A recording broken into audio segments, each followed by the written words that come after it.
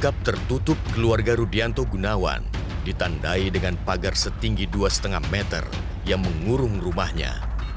Menjadi penanda para penghuni rumah menginginkan privasi lebih dari lingkungan sekitarnya. Saat 4 jenazah ditemukan, pagar juga dalam kondisi digembok dari dalam rumah. Jadi berdasarkan dari keterangan Pak RT, bahwa sebelumnya keluarga ini sudah mengepak-ngepak barang. Ada rencana mau pindah. Jadi perkiraan dari warga sekitar, dari Pak RT, diduga keluarga ini sudah pindah. Gitu. Ternyata kemarin ada kecium bau dan dibuka, ternyata mereka sudah meninggal di dalam. Kami mendengarkan keterangan berdasarkan informasi. Ini berdasarkan informasi dari dokter dan anggota yang menyaksikan hasil pemeriksaan secara laboratoris di otopsi, bahwa terhadap 4 mayat tersebut tidak ditemukan tanda kekerasan. Ya, jadi tidak ada tanda kekerasan. Jadi berdasarkan dari pemeriksaan bahwa dari lambung para mayat ini tidak ada makanan. Jadi bisa diduga berdasarkan dari pemeriksaan dari dokter laboratoris bahwa mayat ini tidak ada makan dan minum cukup lama. Karena ditemukan dari otot-ototnya pun juga sudah mengecil. Dari hasil olah TKP oleh kepolisian, diketahui keluarga Rudi sudah mengemas beberapa barang ke dalam kardus. Seisi rumah ditemukan dalam kondisi rapi dan terawat. Namun anehnya, 4 jasad penghuni rumah ini ditemukan dalam kondisi lambung kosong.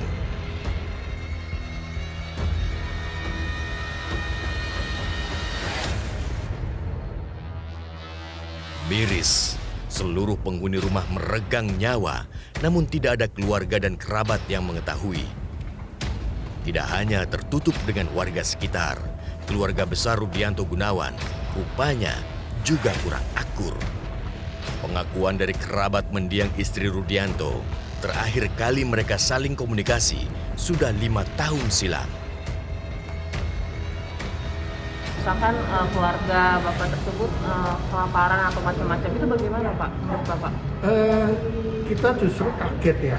Kalau memang dia tidak mampu, kenapa dia tidak hubungin saudara atau ya mungkin minta tolong tetangga, tapi tidak ada sama sekali, sehingga kita juga kaget. Baru tahu kalau sampai begitu parahnya begitu. Sempat ada permasalahan keluarga nggak sih Pak? Saya rasa sih nggak ada, nggak pernah ini ya.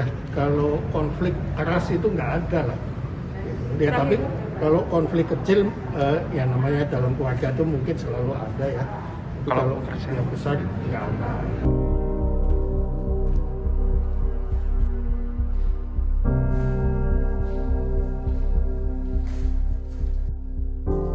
Kondisi ini menimbulkan tanda tanya, apakah memang disengaja ataukah memang dilanda kesulitan ekonomi.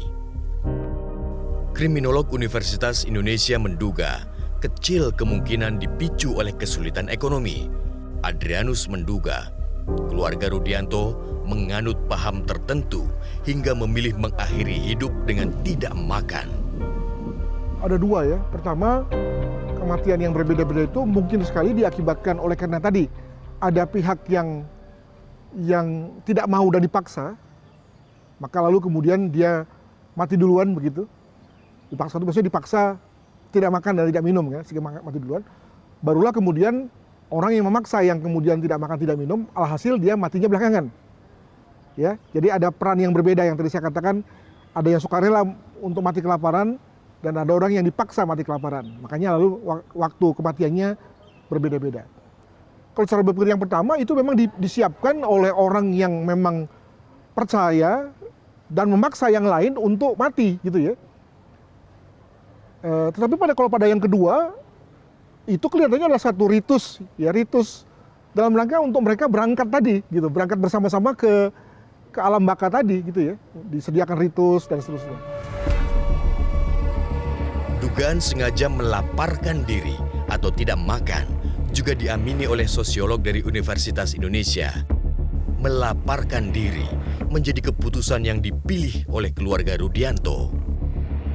Informasi yang kita peroleh ya, yang dibaca di berbagai media atau keterangan polisi, saya berkesimpulan bahwa kematian ini bukanlah kematian yang alamiah ya, karena misalnya meninggal karena sakit ya, atau karena usia yang tua gitu lah. Tapi ini adalah meninggal yang sifatnya disebabkan karena hal-hal non alamiah. Bisa saja ini karena mereka entah apa pendorongnya, dia memutuskan untuk tidak mengkonsumsi makanan ya secara terus-menerus sehingga mengakibatkan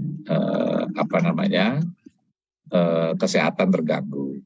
Atau bisa jadi juga ya mereka mengkonsumsi hal-hal tertentu ya yang akhirnya merusak gitu. Tapi itu lagi-lagi harus diteliti. Sikap kepekaan sosial dan solidaritas antar sesama di pemukiman perkotaan menjadi pekerjaan rumah yang besar untuk terus dibangun.